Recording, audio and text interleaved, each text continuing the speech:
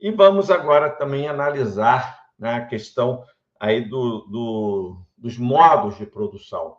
Cada época histórica possui um modo específico de organização da produção, né? Então, como nós já desenvolvemos aqui, en passant, né? Então, no comunismo primitivo, a propriedade era coletiva, ausência de classes sociais, produção voltada para a subsistência, ou seja, não tinha um excedente.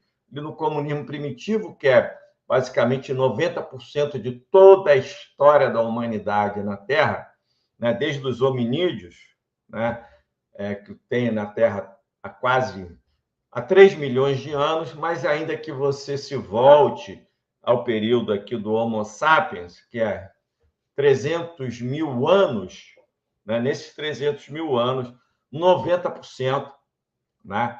Então, fazendo uma conta rápida, né? Ou seja, 270 mil anos representa aí o comunismo primitivo, da que nós estamos falando agora.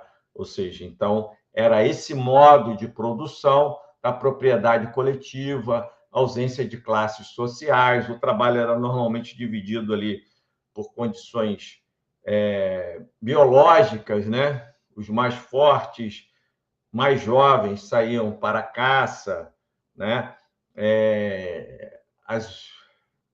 Há uma divisão também sexual, né? Ou seja, os homens mais jovens e mais fortes saíam para a caça, né?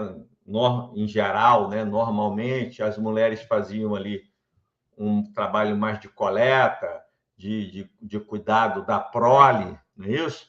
É aquilo que Marx vai fundamentar, né? Que antes da gente pensar em ideia, nós temos que pensar nisso, como o ser humano se organiza, né, para produzir as coisas de que precisam, e aqueles que conseguem, né, reproduzir a própria vida, né, vão poder ter uma companheira, né, e pensar em família, em relações familiares e ter prole, né?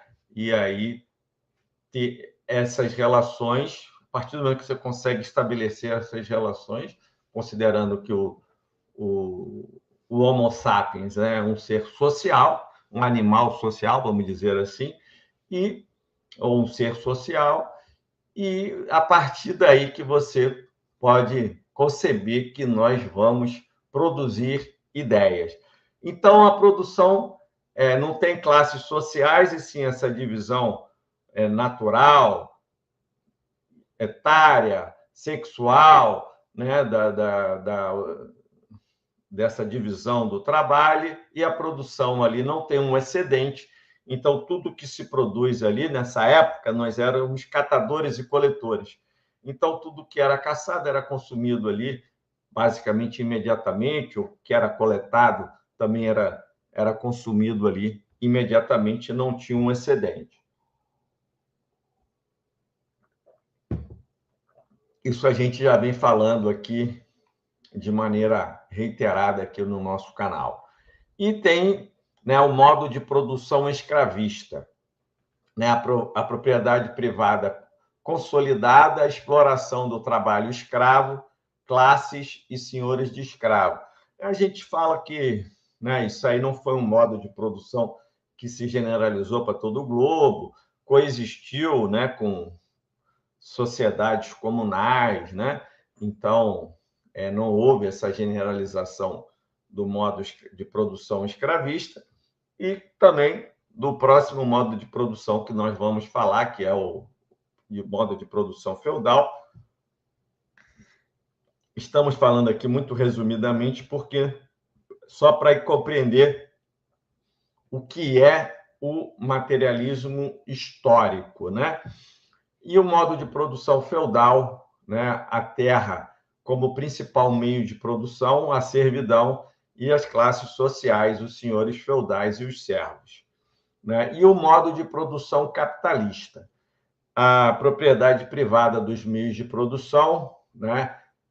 O trabalho assalariado, a produção voltada para o lucro e as classes sociais, né, a burguesia e o proletariado. E temos aí, né, o socialismo. Né? O socialismo é as etapas previstas por Marx: socialização dos meios de produção, desaparecimento da exploração, extinção gradual das classes sociais e desaparecimento do Estado como instrumento de dominação. Então, assim, toda a esquerda, né, radical, ela parte desses pressupostos, né, do materialismo histórico.